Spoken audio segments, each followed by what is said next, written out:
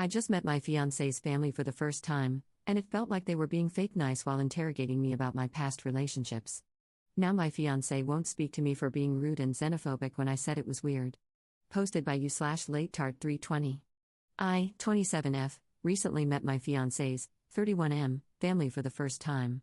We have been together for 4 years, but we spent 2 of those years in my home country before moving to his country after I finished my graduate program. We didn't settle in his home state, but I kept asking to meet his parents because he had met mine multiple times. He always said they were just very private people or kind of old-fashioned, so we should wait until we were engaged. Weird, but some people are just weird, so I didn't push it. Well, we're engaged now, so last weekend we finally made the trip. And I don't know how else to describe it, but something felt really off about the entire thing.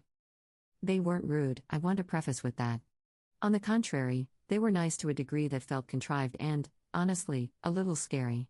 His mom kept hugging and touching me, holding my hands, asking what she could do for me, how she could make me comfortable, and saying how nice it was to finally meet me.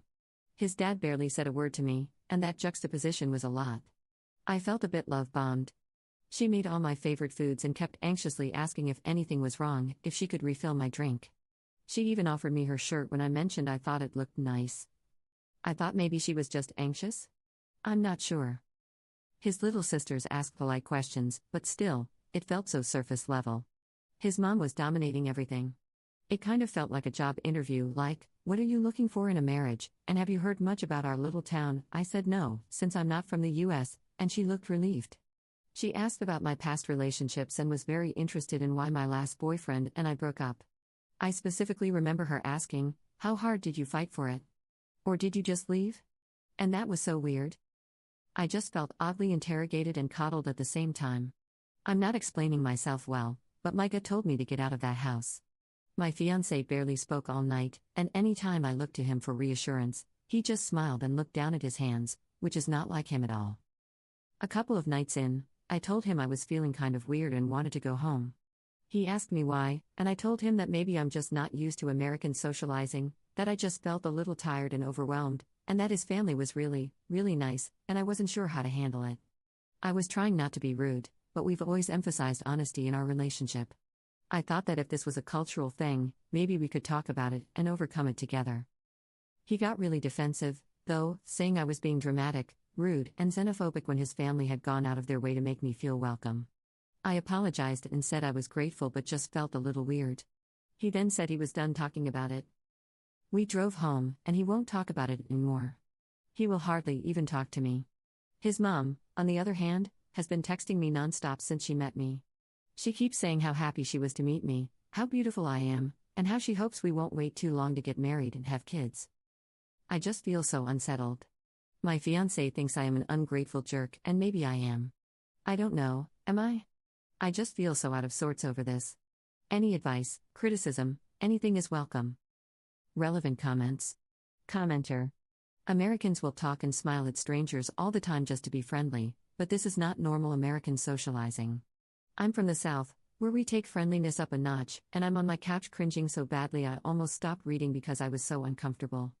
Ops response. I didn't want to make any generalizations in my post, but I seriously thought I was just being inconsiderate and not adapting to a different culture because he kept insisting that was my problem. But it is weird, right? It felt like so much more than friendly. I can't accurately depict it with words.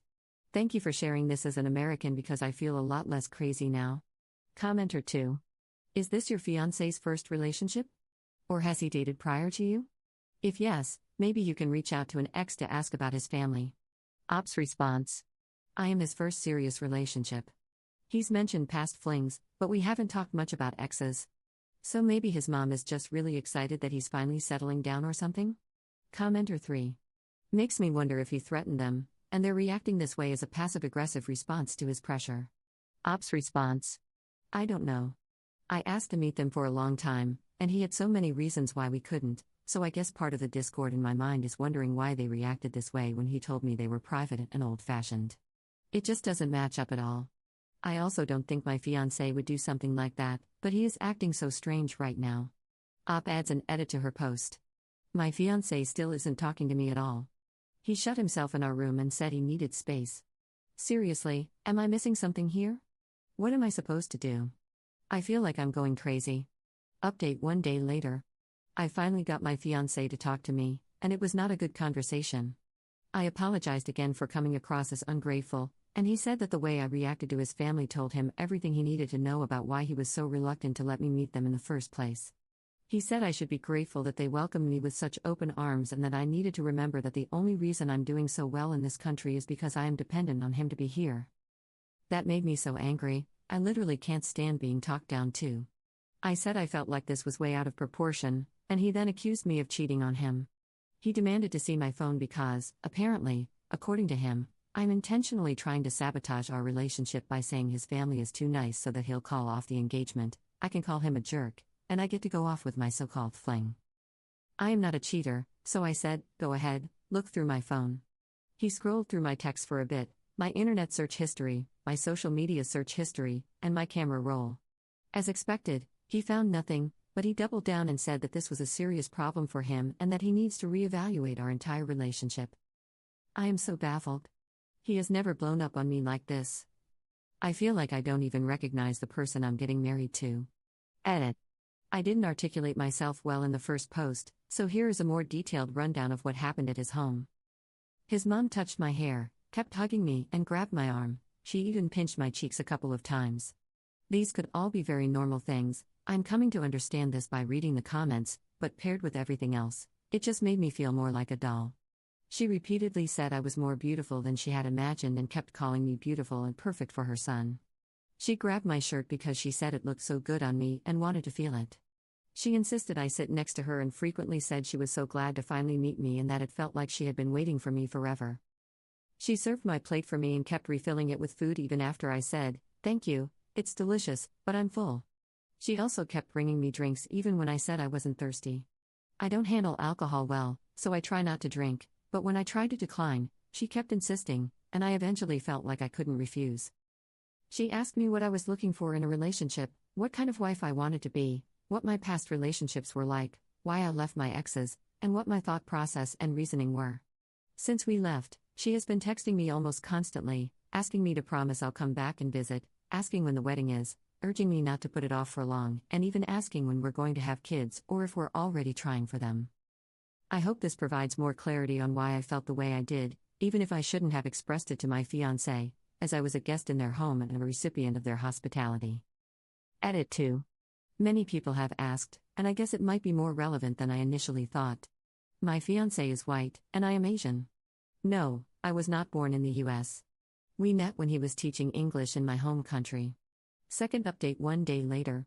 I want to start by saying thank you so much to all the commenters and everyone who messaged me privately with words of support and comfort. I have been really slow to catch up with what is happening to me, and although many of the comments scared me, I started coming to the natural conclusion that they were right. I felt more and more unsettled as the hours went on. My fiancé's mother kept texting me, and he didn't text me from work like he usually does. He got back late. His current job is labor-intensive and requires long hours. When he returned, I was waiting and told him I wanted to talk right then because the way events were unfolding was unacceptable to me, given the effort I've put into our relationship. It was leaving too many questions unanswered and creating even more. He instantly lit up and demanded to see my phone again. I said I would not give him my phone unless he gave me his, and he vehemently refused, saying I was the one causing problems, so it was his right to look through my phone, not the other way around. At this point, I was starting to feel really scared of him. I am physically much smaller than he is, and this had never felt more apparent to me than in that moment. He was speaking very loudly and standing really close to me, telling me that he and his family were willing to give me a second chance if I behaved better this time, that he knew I had it in me to be polite because I always acted that way back in my home country, and that no one else in America would put up with this behavior. He said I should consider myself lucky that he didn't do more to expose my supposed cheating. I asked if he was threatening me, and he again demanded to see my phone. I said no, though not as firmly as the first time, and he stormed off to the bathroom and turned the shower on. I was really, really scared. So many of you told me to look him and his family up, and I didn't because I honestly thought it was silly. But I did, right there in our living room. It turns out he did have a past girlfriend, though he has always maintained that he only had short flings and never a serious relationship. She disappeared 8 years ago, and he was considered a suspect for a while. I couldn't find much in the articles because I honestly didn't know how to dig further. I don't know if anything ever came of it, if he is still a suspect, though I guess he couldn't be if he was able to teach English in another country. I don't know how it works. I know he was never convicted, but whether or not he did it is irrelevant to the fact that he lied. He lied so colossally about something so huge. I was genuinely so scared that I started shaking. I couldn't think or do anything. It was the middle of the night, he was in the shower, and I was just so scared. I missed my mom and home so much more than I had since I left. I locked myself in our bedroom and called my mom. I tried to explain what was happening as best I could. My parents told me to leave everything except for family photos, heirlooms, and my work things and to go to a hotel, not to say a word to him and just do it as quickly as possible. I told them he was in the shower, so they thought I would have enough time to leave without him noticing. I gathered my stuff as quickly as I could. I think I forgot some jewelry, but it's okay. My dad sent me money for a hotel, and that's where I am right now. I took an Uber about 2 hours away from the city using a separate account I made that night, as I don't have a car here. My fiancé started messaging me about 30 minutes into the drive, asking what was going on. I sent him the links to the articles I read and told him I was feeling really scared and lied to, and that I thought our relationship was over. If he thought I was cheating, clearly, we don't trust each other. He called me so many times, repeatedly saying that I was a bitch for accusing him of something he didn't do and for bringing up such a painful subject when he wasn't ready to talk about it. He said he wished he had never met me and that I should think long and hard about what I was doing because I didn't fully understand the consequences of being alone in America. That no one would want me like he did, that he was doing me a favor. I just ignored it. I was crying so hard that the Uber driver actually asked me if I was okay. Then, his mom started calling and texting me. She said she knew it sounded scary but that her son was a good person and had nothing to do with it, and that if we just got married and had kids, things would really smooth out. I couldn't take it anymore. I just wanted to go home. Everything was clicking into place way too much: his parents' treatment of me, why he kept demanding to see my phone, why it took so long for me to visit his hometown and meet his family. My friend walked me through everything, and it all made sense. My body was so overcome with stress and fear that I couldn't stand to be there for one more second. I am at the hotel now. All location services on my phone are disabled, and my dad bought me a plane ticket home. I emailed my job and told them a family emergency had come up and that I would no longer be able to offer my services. Most of my clothes are still at the home I shared with my fiancé, and I don't think I'll ever get them back because I don't want to go back. It's not like I can ask my friends to get them for me. I have some friends here, but they're not close, and it's too hard to ship everything. Anyway, that's it. I sent him a text saying that the engagement is off. There are a lot of other things to address, like the fact that we have shared accounts and that he has my visa information, etc. I don't want to speculate about what happened with him and his past girlfriend because I don't know.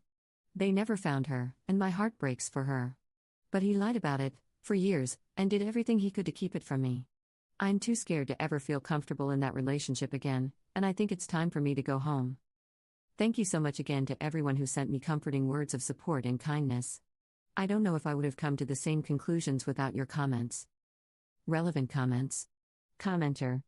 Let's look at it neutrally. She did the right thing, but at the same time, what if that guy is actually innocent and his entire life got messed up because of that past situation? His parents just want him to finally find someone, but he can't, because of something he might not have even done. All of that could have literally forced him to become a bit unstable. If he is innocent, we can't really hate him or say he's wrong, rather, we should pity him. That being said, maybe he should have been honest from the start. And in the end, of course, her safety is the most important thing.